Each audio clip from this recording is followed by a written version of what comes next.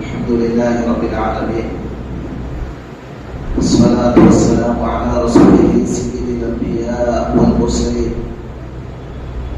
وعلى آله وأصحابه أجمعين. أما بعد، قال الله سبحانه وتعالى في القرآن المجيد: أعوذ بالله من الشيطان الرجيم، بسم الله الرحمن الرحيم.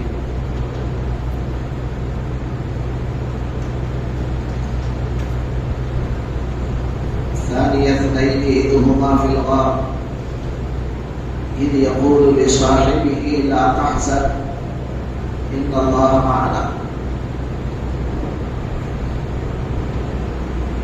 فأنزل الله سكينته عليه وأيده بجنود لم تروها وجعل كلمة الذين كفروا السفلى وكلمة الله هي العليا والله عزيز حكيم. قال الله سبحانه وتعالى في القرآن المجيد: إن الله وملائكته يصلون على النبي يا أيها الذين آمنوا صلوا عليه وسلموا تسليما.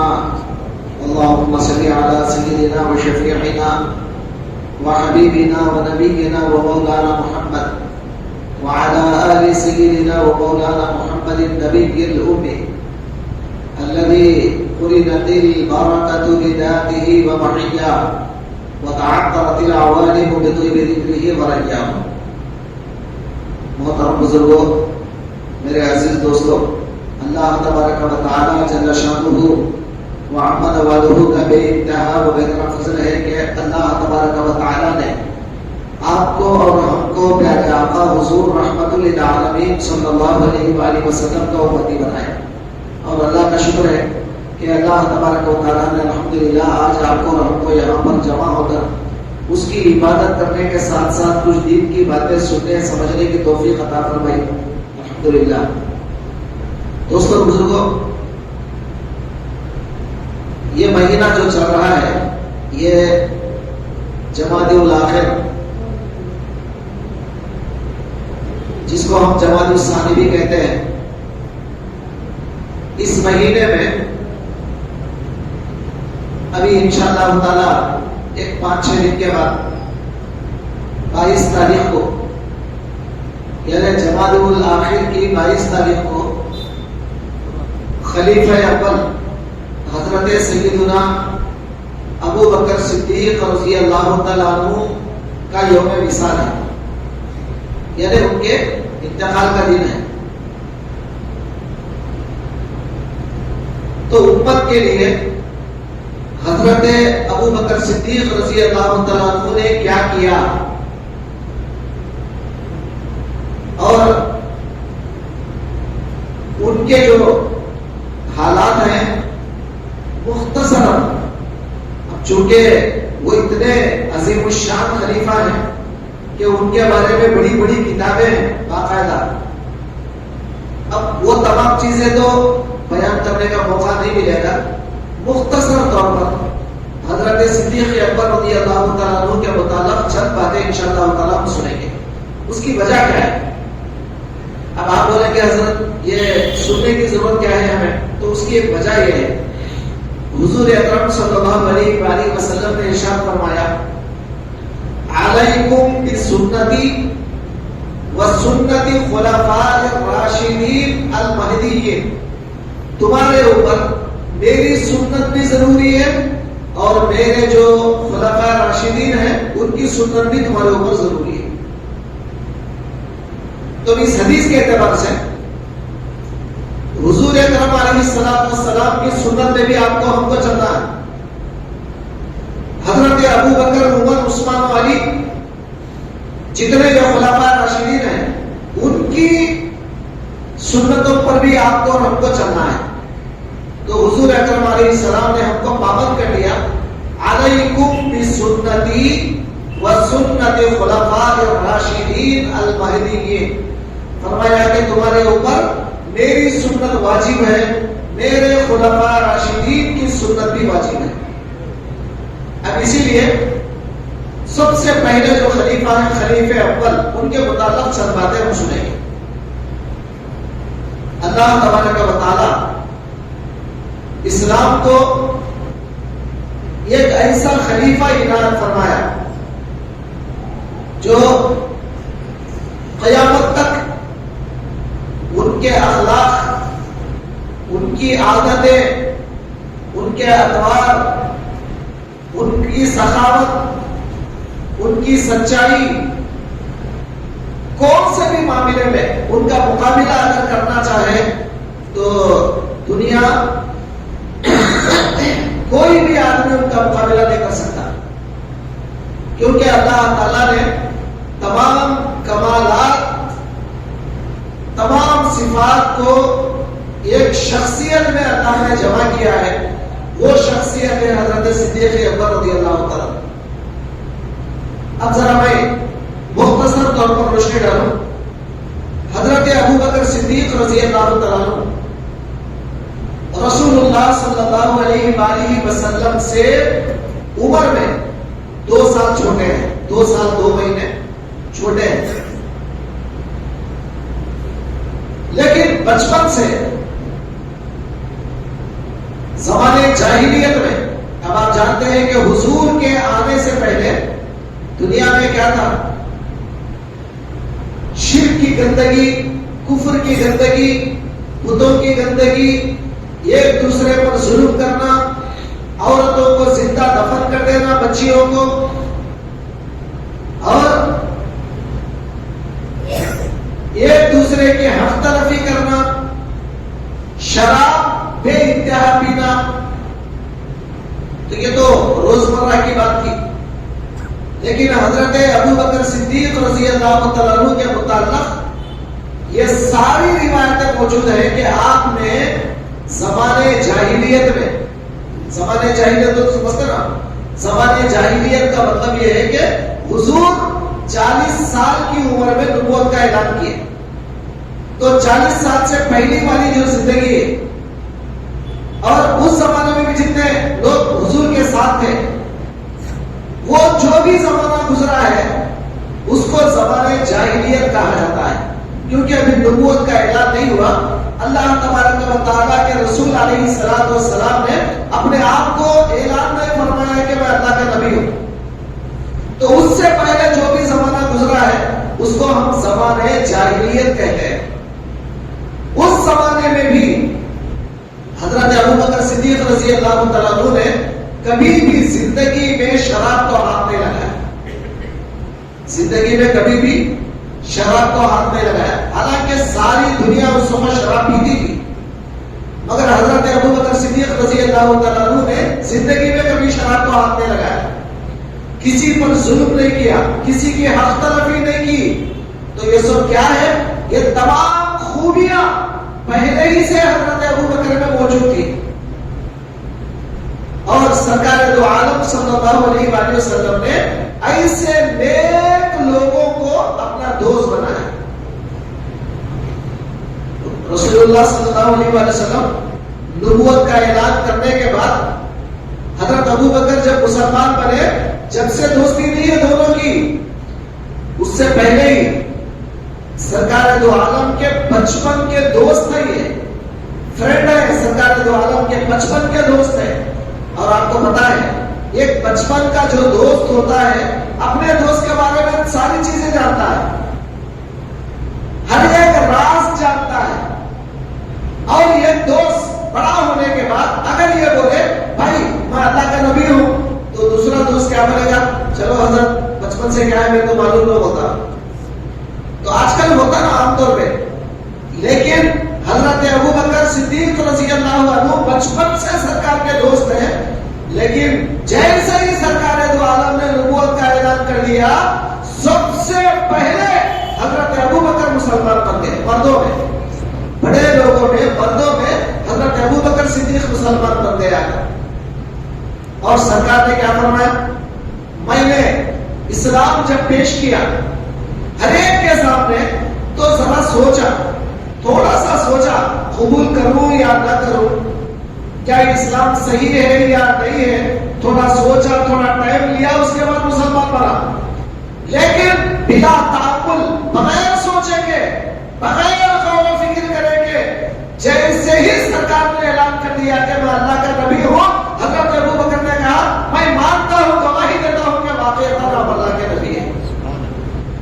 کیا تھا؟ حضرت ابو بکر صدیق رضی اللہ تعالیٰ عنہ، اللہ تبارک و تعالیٰ نے ان کو ایک عظیم الشان فطرت ان کو عطا فرمائی تھی، جو قبولیت کی فطرت ہے، قبولیت کی، یعنی مطلب ان کے اندر انانیت، تکبر، انا، یہ ساری چیزیں نہیں تھی، بلکہ ان کی فطرت سلیمہ تھی۔ جیسے ہی نبی علیہ السلام نے اعلان کر دیا میں اللہ کا نبی ہوں، سب سے پہلے مردوں میں آ کر وہ مسلمان بنے۔ پھر حضرت ابو بکر صدیق رضی اللہ عنہ جب مسلمان بنے تو اپنی ساری دولت، ایسا نہیں کہ کوئی فقیر آدمی تھے، آپ توجہ فرمائیں، ایسا نہیں کہ کوئی غریب آدمی تھے ان کے پاس پیسہ نہیں تھا، ایسا نہیں ہے۔ اس زمانے کے عزت دار لوگوں میں شمار ہوتا تھا ان کا، کروڑ پتی لوگوں میں، اس زمانے کے مالدار لوگوں میں شمار ہوتا تھا ان کا۔ لیکن جیسے ہی مسلمان بنے، آپ نے اپنی دولت، اپنا پیسہ، ساری چیزیں اسلام کے لیے، محمد رسول اللہ کے لیے قربان کر دیا۔ اور خود سرکار فرماتے ہیں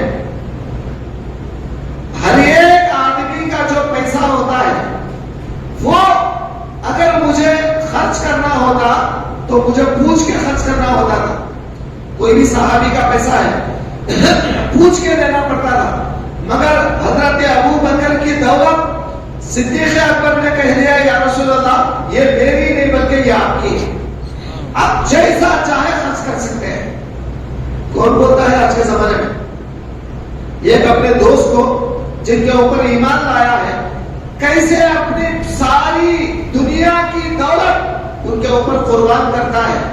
تو آج تک کسی دنیا کی سیرت میں آپ نے نہیں پڑھا ہوگا کہ ایک عاشق، ایک ایسا چہیتا جو نبی پر اپنے جان کو بھی قربان کرتا ہے، اپنے اہل و عیال کو بھی قربان کرتا ہے اور اپنے مال کو بھی قربان کرتا ہے۔ ایسا اگر کسی کو آپ نے دیکھا تو حضرت صدیق اکبر کو دیکھا ہے۔ اور روایتوں میں یہ بھی آتا ہے آپ کی تاریخ میں آپ کی بڑی بیوی، آپ کی بڑی اہلیہ دنیا میں، عرب میں بہت زیادہ خوبصورت عورت تھی۔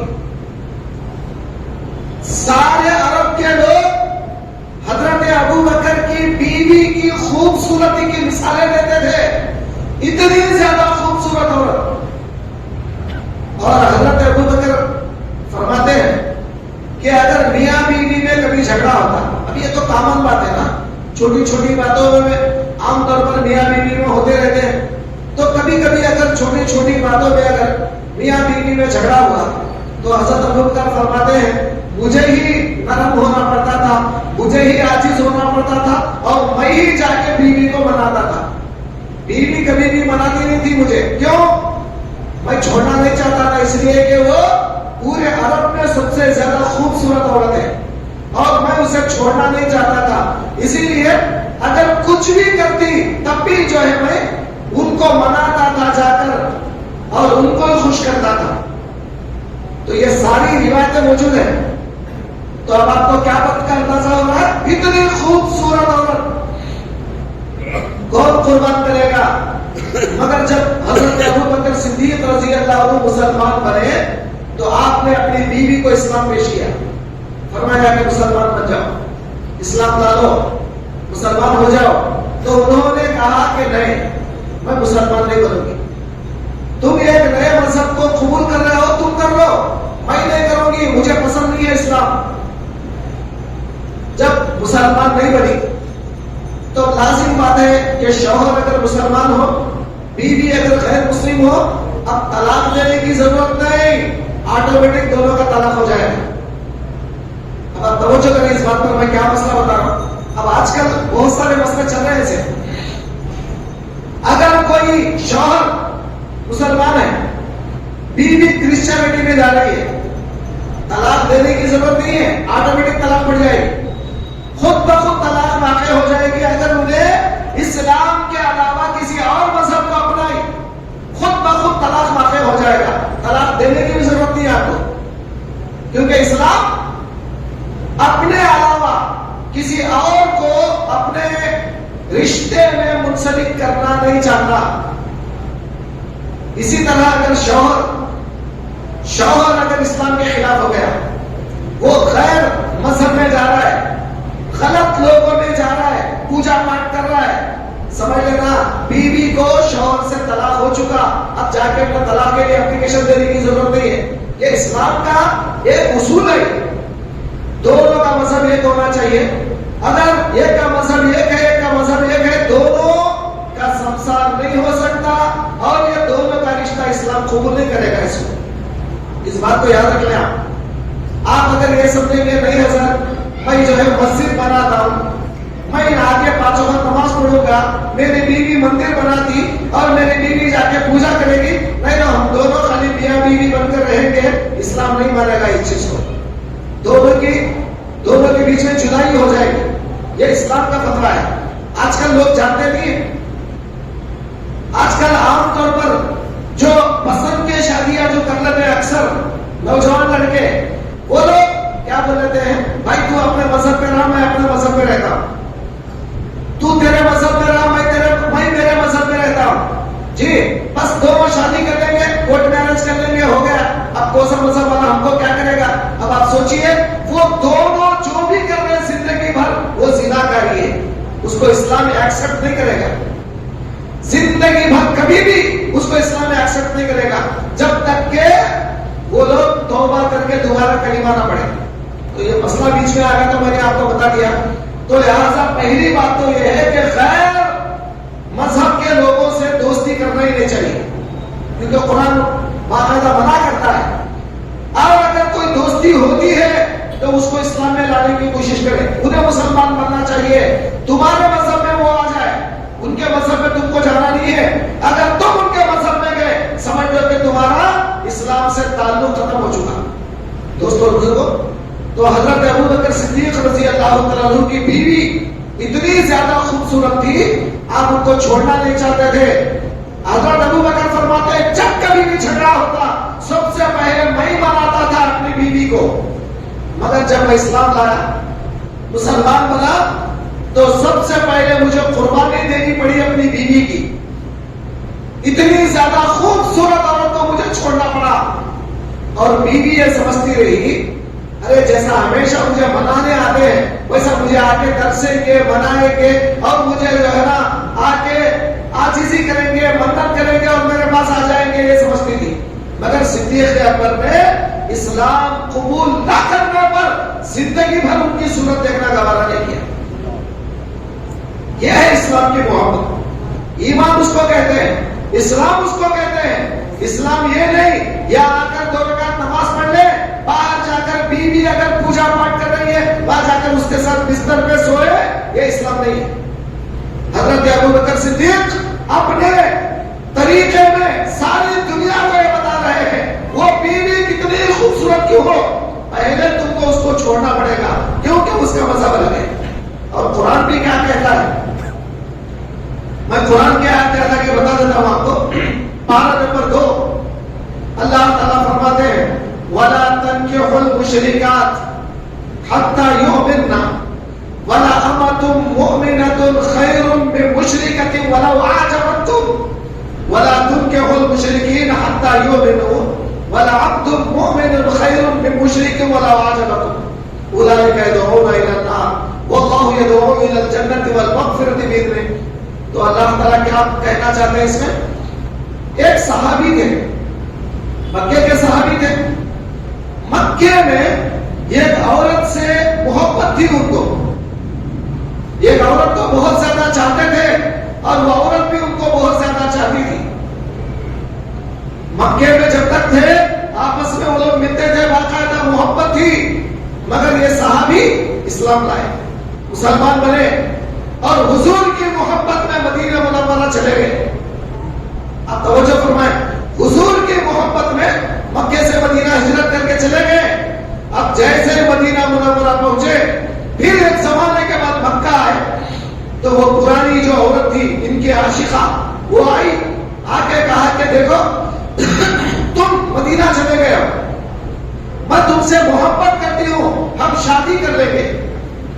تو یہ بات وہ صحابی رسول سرکار دو عالم سے پوچھتے ہیں یا رسول اللہ میری ایک عاشقہ ہے اور بہت زیادہ مجھے چاہتی ہے اور بہت خوبصورت ہے، پیسے والی ہے، مجھے چاہتی ہے، ہم دونوں شادی کرنا چاہتے ہیں۔ سرکار نے فرمایا کیا وہ اسلام قبول کرے گی؟ فرمایا نہیں، وہ اپنے مذہب پر رہے گی۔ تو قرآن کی یہ آیت نازل ہو گئی، پارہ نمبر 2 میں سورہ بقرہ میں قرآن کی یہ آیت آ گئی، وَلَا تَنكِحُوا الْمُشْرِكَاتِ، مشرک عورتوں سے شادیاں مت کرو۔ کیا فرمایا؟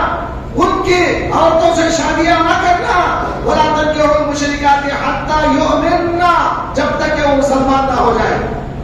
اور وَلَأَمَةٌ مُسْلِمَةٌ خَيْرٌ مِّن مُشْرِكَةٍ، ایک مسلمان باندی چاہے وہ کالی ہو، کسوٹی ہو، کچھ بھی ہو، ایک مسلمان باندی خوبصورت مالدار مشرک سے بھی زیادہ، اس عورت سے بھی زیادہ اچھی ہے۔ کیوں؟ وہ عورت تم کو دوزخ میں لے جائے گی اور یہ تم کو جنت میں، اللہ تم کو جنت کا وعدہ کرتا ہے، جنت میں لے جانا چاہتا ہے۔ تو دوستو کیا بات کا اندازہ ہو رہا ہے؟ آج دنیا میں ہمارا ماحول خراب ہوتا جا رہا ہے، کوئی یہ میرج کے نام پہ، کوئی وہ میرج کے نام پہ، نوجوان لڑکیاں لڑکے بھٹک رہے ہیں اور اپنے مذہب سے دور ہو رہے ہیں۔ کیوں؟ ان کو اللہ رسول سے محبت نہیں۔ اگر اللہ رسول سے محبت ہوتی، ایسے نالائقوں کو اپنے پیر میں رکھ دیتی، ٹھکرا دیتی ان کو، جب تک تو مسلمان نہیں بنتا ہمارے پاس تیرا کوئی مطلب رشتہ نہیں ہوگا۔ دوستو صدیق اکبر رضی اللہ عنہ کی سیرت طیبہ میں آپ نے ساری دنیا کو بتا دیا، اور وہ عورت جتنی زیادہ خوبصورت تھی، کبھی پلٹ کر نے دیکھا حضرت ابوبکر نے اور ان کو چھوڑ دیا۔ اس کے بعد دوسری شادی کیا، دوسری شادی کرنے کے بعد ان سے جو لڑکی پیدا ہوئی وہ ہماری اور آپ کی ماں سیدہ عائشہ صدیقہ رضی اللہ تعالیٰ عنہا، جو ساری دنیا میں ان کو ام المومنین کا لقب ملا ہے۔ سرکار دو عالم نے جن کو پسند فرمایا ہے وہ ام المومنین حضرت ابوبکر صدیق کی بیٹی، جو ان کے دوسری اہلیہ کی لڑکی ہے۔ تو ایک بات یہ بھی آتی ہے کہ ایک دور آتا ہے، ایک زمانے کے بعد حضرت ابوبکر چھوڑنے کے بعد بڑی بیوی کو وہ پریشانیوں میں پڑ جاتی ہے۔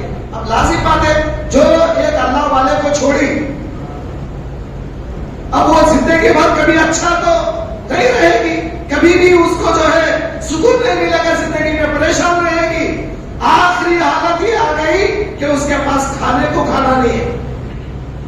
اب ان کی بیٹی کے پاس آئی، بیٹی کون تھی؟ حضرت اسماء، یہ حضرت ابوبکر کی بڑی بیٹی ہے۔ حضرت اسماء رضی اللہ تعالیٰ عنہا حضرت ابوبکر صدیق کی بڑی بیٹی ہے اور بڑی بیوی سے پیدا ہوئی۔ حضرت اسماء کے پاس آتی ہے، کہتی ہے بیٹا اسماء ذرا کچھ میری مدد کرو، میں بہت پریشان ہوں اور میرے پاس آج کھانے کو کچھ بھی نہیں ہے، میری مدد کرو۔ توجہ کریں، بیٹی ہے نا، ماں کی مدد کر سکتی تھی، مگر وہ کیسی بیٹی ہے، کیسی لڑکی ہے، سیدھا سرکار کے پاس آتی ہے، کہتی ہے یا رسول اللہ آپ جانتے ہیں میری ماں کافرہ ہے، میری ماں کافر ہے، آج وہ پریشان حال ہے، وہ میرے پاس مدد کے لیے آئی ہے، کیا میں اس کی مدد کروں؟ سرکار نے فرمایا اسماء وہ تمہاری ماں ہے، مدد کرنے میں کسی کافر کو ٹکرانا نہیں چاہیے، جتنا تم سے ہو سکے ان کی مدد کرو۔ تو یہ ہمارا اسلام سکھاتا ہے، کافر کی مدد کرنا سکھاتا ہے، کافر کو دینا سکھاتا ہے، لیکن اس کے ساتھ ازدواجی زندگی، ایک بستر پر سونا اسلام میں سکھاتا۔ تو حضرت صدیق اکبر رضی اللہ تعالیٰ عنہ نے ان کو چھوڑ دیا۔ تو پھر اس کے بعد حضرت ابوبکر صدیق رضی اللہ تعالیٰ عنہ صرف اپنے بیوی کو قربان نہیں کیا، بلکہ اسلام کے لیے اپنی ساری زندگی میں جو کمایا تھا مال، وہ سارا مال بھی اللہ کے راہ میں لگا دیا۔ کوئی کسی مسلمان پر ظلم ہوتا، جیسے اکثر آپ نے سنا ہوگا حضرت بلال حبشی رضی اللہ تعالیٰ عنہ پر ظلم ہوتا تھا، ان کا آقا ان کو گرم گرم ریت پر سلا کر، گرم گرم ریت پر ان کو ننگا سلا کر ان کے اوپر وزن پتھر رکھتا تھا، پھر کہتا تھا بول اب بھی میں تجھے چھوڑ دوں گا، محمد کے مذہب کو چھوڑ دے اور محمد کو رسول مت مان۔ تبھی بھی آپ کی زبان سے یہی آتا تھا احد احد، اللہ ایک ہے، اللہ ایک ہے، محمد اللہ کے رسول ہے۔ دوستو یہ ایمان ہوتا نا صحابہ کرام کا. تو حضرت صدیق اکبر رضی اللہ تعالیٰ عنہ نے وہ ظلم کو دیکھا جو ایک صحابی پر، کالے کسوٹے حبشی پر جو ظلم ہو رہا تھا، وہ ظلم انہوں نے دیکھا اور گئے، اور جتنا اس کا پیسہ ہوتا تھا، بلال حبشی کو کتنے میں خریدا تھا ان کا مالک، وہ سارے پیسے اس کو دے کر حضرت بلال حبشی کو وہاں سے چھڑا کر ان کو اسلام کے لیے آزاد کر دیتے. یہ کیا ہے؟ ساری دولت، سارا پیسہ اسلام کے لیے خرچ کر دیا. آج ہم لوگ کیا خرچ کرتے ہیں اسلام میں؟ کیا کرتے ہیں؟ کچھ نہیں کرتے. پیسہ جمع کرنے کے چکر میں. دیکھیے دوستو، اگر آپ کے دنیا میں فائدہ ہونا ہے، جتنا زیادہ تم اللہ کے راہ میں دو گے، اللہ تعالیٰ اتنا زیادہ تم کو دنیا میں دے گا. آخرت میں تو دینا ہی ہے. آخرت میں تو کیسا بھی دینا ہی ہے. دنیا میں بھی اللہ تبارک و تعالیٰ انفاق کرنے والے کو کبھی پیچھے نہیں چھوڑے گا، بلکہ دنیا میں بھی اللہ تعالیٰ اسے مالا مال کر دے گا. جتنا زیادہ تم اللہ کے راہ میں دو گے، اتنا زیادہ اللہ تمہیں مالا مال کر دے گا. یہ اللہ کا وعدہ ہے. دوستو، حضرت صدیق اکبر رضی اللہ تعالیٰ عنہ کے پاس جب ساری دولت ختم ہو گئی، آپ کو پتا ہے کہ حضور اکرم علیہ الصلوۃ والسلام کی زندگی میں مکے میں جب تک حضور تھے، حضرت ابوبکر نے اپنا مال سرکار پر نشانہ کر دیا. اب جب ہجرت کر کے مدینہ جا رہے تھے، توجہ فرمائے، تو اس سے پہلے حضرت ابوبکر آتے ہیں سرکار کے پاس، آ کے کہتے ہیں یا رسول اللہ آپ مجھے اجازت دے دیں، میں بھی کہیں چلا جاؤں گا، حبشہ چلا جاؤں گا یا کہیں چلا جاؤں گا ہجرت کر کے، یہ کافرانہ ماحول میں، یہ مکے میں رہ نہیں سکتا. سرکار نے فرمایا ابوبکر تھوڑا انتظار کرو، اللہ کا حکم آئے گا. اب جب اللہ کا حکم آئے گا میں بھی تمہارے ساتھ آ جاؤں گا، میرے ساتھ تم آ جانا، انتظار کرو تھوڑا سا. تو حضرت ابوبکر انتظار میں ہے کہ اللہ کا حکم کب آئے گا. اللہ کے نبی کب بتائیں گے مجھے. روزانہ اونٹوں کو تیار رکھتے تھے، اونٹوں کو تیار رکھا، پتا نہیں اللہ کے نبی کو کب ضرورت پڑے گی، رسول کو کب ضرورت پڑے گی، سرکار کب آئیں گے اللہ کا حکم لے کر، پتا نہیں.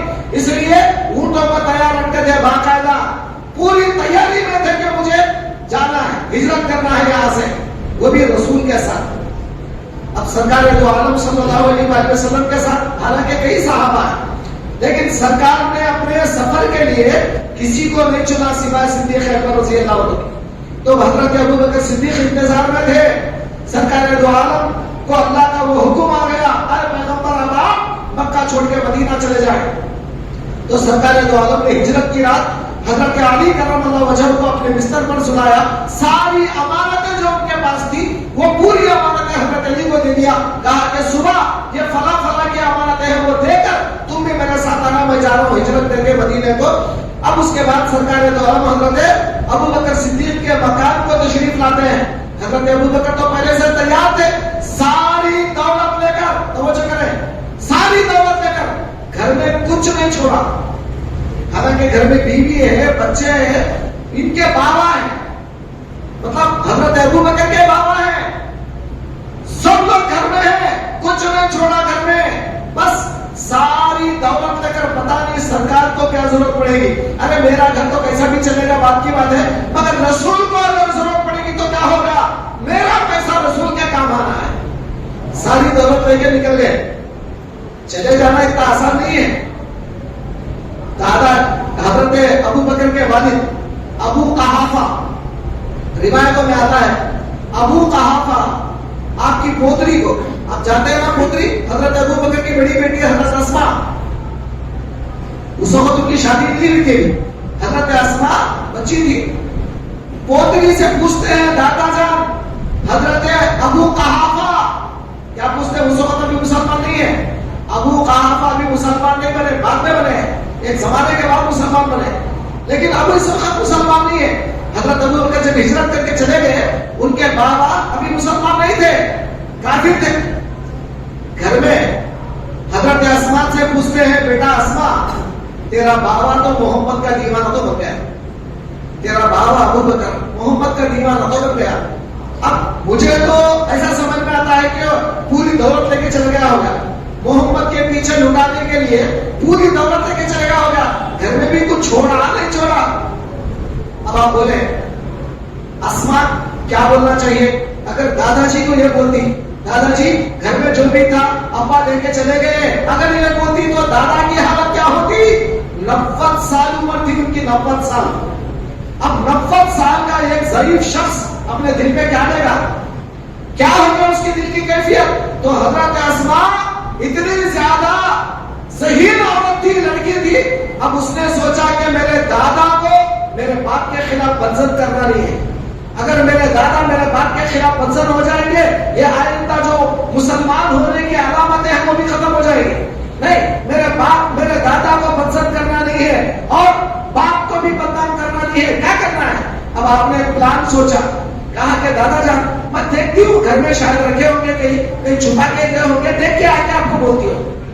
تو دادا نے کہا بیٹا مجھے تو بھروسہ تو نہیں ہے، تیرا باپ کچھ چھوڑ کے گیا ہوگا، وہ تو محمد کا دیوانہ بن گیا ہے، لیکن پھر بھی دیکھ کہیں چھپایا ہوگا. تو حضرت اسماء کیا کرتی ہیں؟ ایک کپڑا لے کر وہ کپڑے میں کچھ پتھر، پہلے زمانے میں کیا کرتے تھے؟ کوئی بیگ تھا کیا بیگ پہ رکھنے کے لیے؟ کوئی جھاڑ کے نیچے کہیں نہ کہیں چھپا کے گڑا کھود کے رکھتے تھے. تو اب کوئی پتھر، کچھ پتھر اور کچھ ادھر ادھر کی چیزیں اس میں رکھ دیا، سکوں کی طرح رکھ دے کہ آپ جو ہے آپ کے گھر کے سامنے ایک جھاڑ تھا، وہ جھاڑ کے نیچے گڑا کھود کے اس کو چھپا دیا. اور دادا جان سے آ کے بولتی ہے دادا جان کوئی بات نہیں، ڈرنے کی ضرورت نہیں، ابا جان بہت کچھ تو وہ چھوڑ کے گئے ہمارے واسطے. تو دادا کو آنکھیں نہیں دکھتی تھی، اندھے ہو گئے تھے، 90 سال عمر ہو گئی تھی. تو آپ نے فرمایا بیٹا میرے کو بھروسہ نہیں تیرے بابا پہ، کہا لے کے بتا مجھے کیا ہے وہ. تو دادا کو پکڑ کے لا کے ایسا وہ کپڑا کا جو بوٹا ہے اس کو بتا دیا، دادا جان دیکھو کتنا دولت پھر چھوڑ کے گئے ابا جان. تو حضرت ابو قحافہ فرماتے ہیں کوئی بات نہیں، الحمدللہ کوئی بات نہیں، ابو بکر کو جو ہے نا ہمارے اوپر بہت یقین ہے، چلو ہمارا خیال ہے ابو بکر کو بہت کچھ چھوڑ کے گیا. تو دادا کا یقین کمزور کرنا نہیں چاہتی ہے، لیکن آپ کا یقین کیا تھا ذرا وہ تو سوچے. ہم گھر میں کچھ بھی نہیں ہے مگر آپ بدنام کرنا نہیں چاہتی تھی اپنے دادا کو، والد کو. تو دوستو یہ تھا ایمانی کیفیت ہے. اپنی ساری دولت سرکار کے لیے قربان کر دیا تھا حضرت صدیق اکبر. اور ایک بات، جنگ تبوک کے موقع پر سرکار دو عالم نے اعلان فرمایا لاؤ اللہ اور اس کے رسول کو ضرورت ہے، لاؤ جنگ میں جانا ہے، تلواریں خریدنا ہے، تیر خریدنا ہے، جانور خریدنا ہے، لاؤ اللہ اور اس کے رسول کو ضرورت ہے، لاؤ. اب جملہ دیکھیں میں کیا جملہ بیان کر رہا ہوں. اللہ اور اس کے رسول کو ضرورت ہے. کیا اللہ کو بھی ضرورت رہتی کیا کوئی چیز کی؟ تو بتانے کا مطلب حدیث پاک میں جملہ یہ سمجھانا چاہتے ہیں اللہ اور رسول دونوں الگ الگ نہیں ہے. جو ضرورت رسول کی ہے وہ ضرورت اللہ کی ہے. سمجھ رہے؟ اللہ یہ بتانا چاہتا ہے رسول اور میں دونوں الگ الگ نہیں ہے. اللہ کی اطاعت کرو تو رسول کی اطاعت، رسول کی اطاعت کرو تو اللہ کی اطاعت، رسول کی نافرمانی کرو تو خدا کی نافرمانی، خدا کی نافرمانی کرو تو رسول کی نافرمانی. سمجھ رہے؟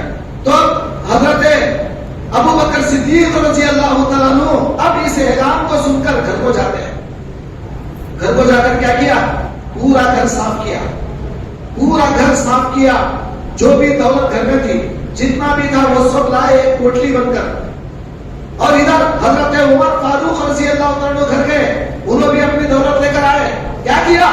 گھر میں جتنا بھی تھا آدھا آدھا کر دیا، آدھا آدھا جتنی دولت تھی پوری دولت کو آدھا کر دیا.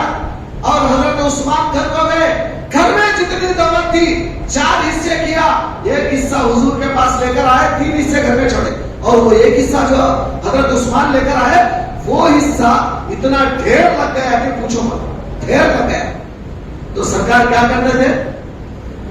حضرت عثمان غنی سے پوچھا عثمان یار جو تم دولت لائے ہو یہ نہیں پوچھ رہے گھر میں کتنا چھوڑے ہو. تو حضرت صدیق اکبر فرماتے، حضرت عثمان فرماتے یا رسول اللہ اس سے 3 حصے بڑھ کر گھر میں ہے. سرکار یہ نہیں دیکھ رہے یہاں کتنا لائے، گھر میں کتنا ہے یہ بولو. پھر حضرت عمر سے پوچھتے ہیں تم کیا لائے؟ حضرت عمر فرماتے یا رسول اللہ میں نے آدھا لایا ہے اور آدھا جو ہے گھر میں باقی ہے. پھر حضرت ابو بکر سے پوچھتے ہیں ابو بکر تم کیا لائے ہو؟ فرمایا یا رسول اللہ گھر میں جو بھی تھا وہ لے کر آیا ہوں. پوچھا پھر گھر میں کیا ہے؟ کہا اللہ اور اس کے رسول کو چھوڑا ہے.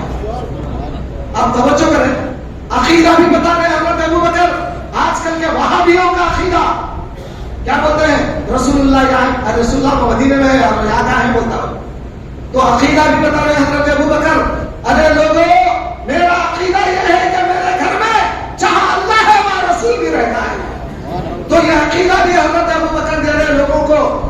فرمایا سرکار نے پوچھا کیا چھوڑ آئے ہو؟ کہا اللہ رسول کو چھوڑ کر آیا. سرکار نے یہ نہیں کہا ابو بکر میں تو یہاں ہوں، میرے کو وہاں کیسا چھوڑ کے آیا؟ کیا میں دو جگہ رہتا ہوں کیا؟ حضرت رسول اکرم علیہ السلام نے جواب نہیں دیا اس کا. تو سرکار کو پتا تھا یہ صدیق اکبر کا عقیدہ ہے، اس عقیدے کو ملیا میں نہ ہونا چاہیے. سرکار نے کبھی اس کے مخالفت میں ایک لفظ نہیں بولا. تو یہ کیا تھا؟ جہاں پر اعتقادات آپ کو سکھائے جاتے ہیں، عمل آپ کو بتایا جاتا ہے، صدیق اکبر کا عقیدہ آپ کو بتایا جاتا ہے، یہ ہے ہمارا اسلام. دوستو بزرگوں، سرکار دو عالم نے جو حضرت ابو بکر کی جو پوٹلی لائے تھے آپ، اس کو پورے مال کے اوپر رکھا. کیا فرمایا؟ ہاذا رأس المال، یہ پورے مال کا سردار ہے، یہ پورے مال کا سر ہے، یہ سر پورے مال کا سردار ہے. تو کیا لائے کم، مگر گھر میں جو کچھ تھا وہ سب لے کر آ گئے. گھر میں کچھ نہیں رکھا اللہ رسول کے سوا. اب اس کے بعد حضرت عمر آدھا لے کر آئے، عثمان پاؤ لے کر آئے. تو سرکار دو عالم کو جو لائے اس کو نہیں لے کر آئے، گھر میں کیا رکھے اس کو دیکھتے ہیں. دوستو بزرگوں، یہ حضرت صدیق اکبر کا مقام تھا. کون پہنچے گا ان کے مقام کو؟ اور اس کے بعد جب سرکار دو عالم صلی اللہ علیہ وآلہ وسلم کا وصال ہو چکا، ایک جھگڑا پیدا ہو گیا. مہاجرین یعنی مکے کے لوگ یہ کہنا شروع کیے کہ ہم مکے والے ہیں، ہم مہاجر ہیں، ہم نے شروع سے رسول کی مدد کیا ہے، لہذا حق ہمارا ہے، ہم خلیفہ بنیں گے. انصاریوں نے کہا یہ خلافت کا معاملہ یہ مدینے کا ہے، مکے کا نہیں ہے، لہذا انصاریوں میں سے جو ہے مدینے کا خلیفہ بنے گا، مکے والا نہیں بنے گا. یہ جھگڑا چل رہا ہے.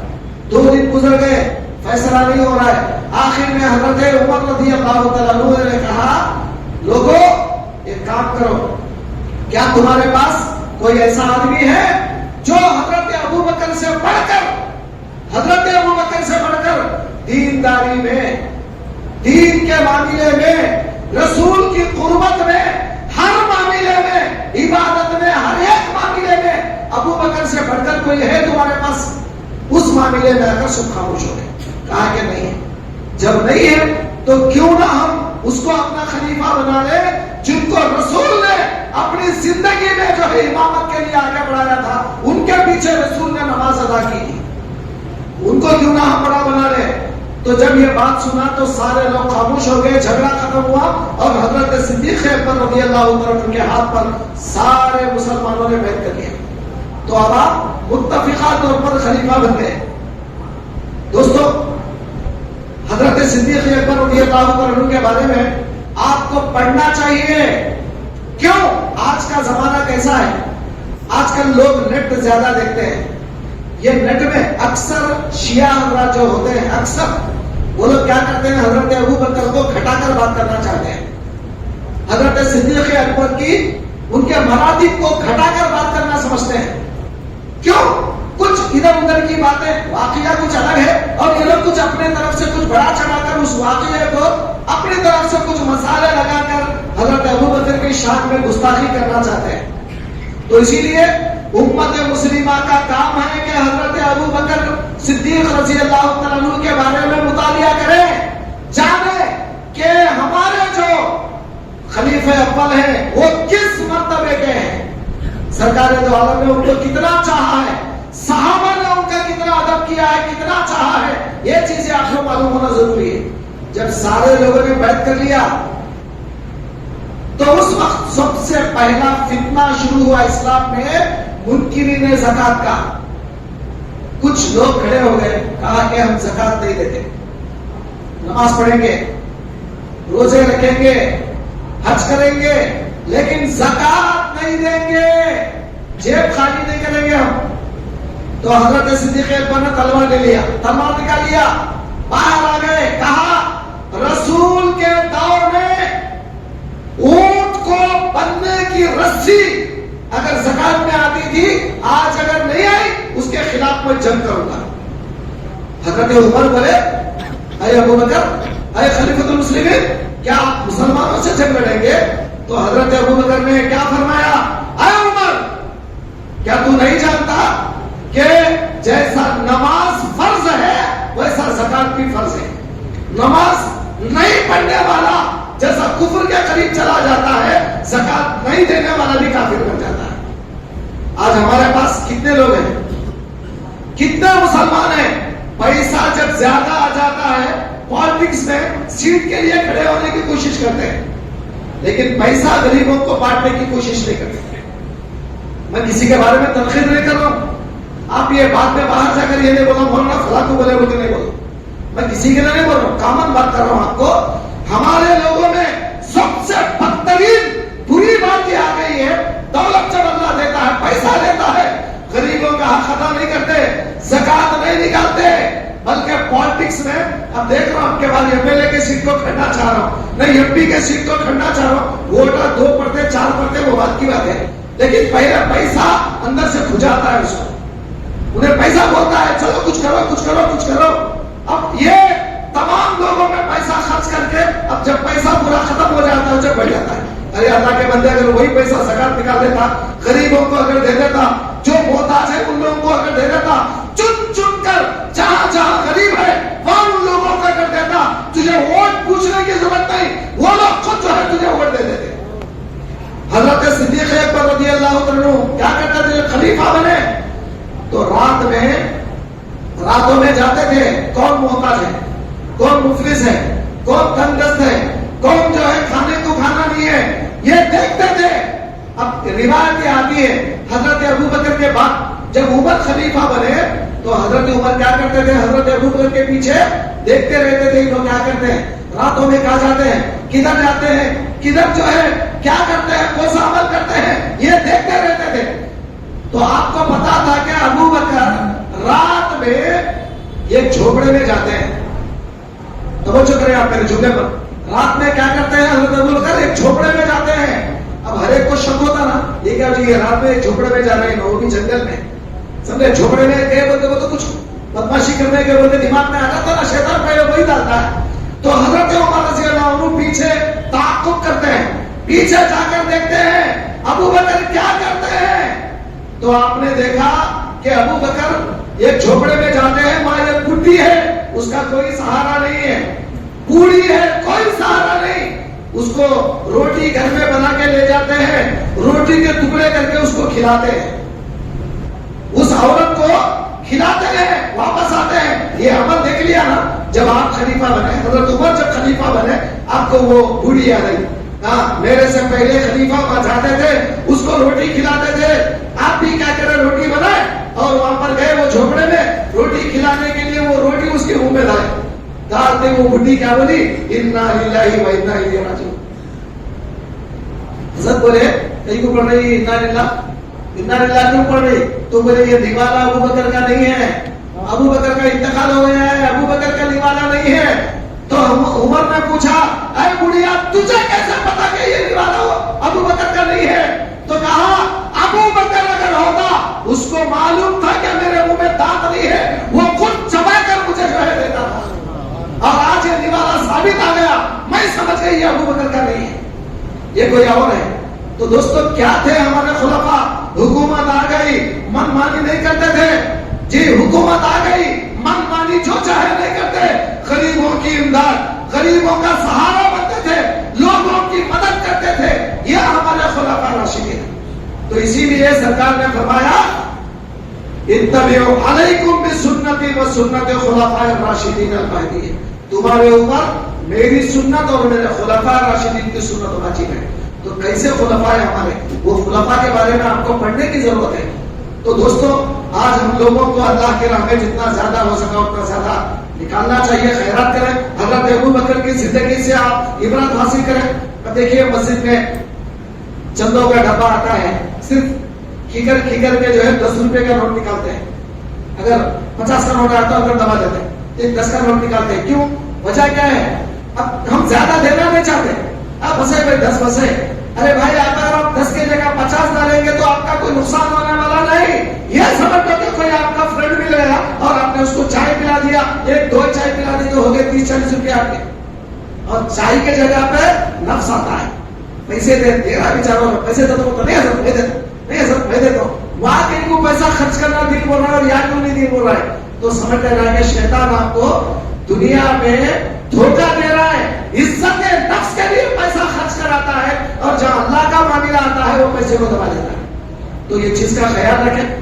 حضرت صدیق اکبر کے طریقے, ابھی تو پوری سیرت بولا اس میں صرف 2-3 واقعات آپ کے سامنے رکھا ہوں. انشاءاللہ اللہ موقع دے تو پھر بات کریں گے. میں دعا کروں گا اللہ تعالیٰ سے کہ اللہ تعالیٰ آپ کو اور ہم کو کہنے سننے سے زیادہ عمل کی توفیق عطا فرمائے. اے پروردگار, حضرت صدیق اکبر رضی اللہ تعالیٰ عنہ کے اسوے پر, ان کے طریقے پر ہمیں چلنے والا بنا دے. واسطہ تیرے حبیب پاک کا صلی اللہ تعالی علی خیر خلقہ محمد وعلی آلہ واصحابہ اجمعین برحمتک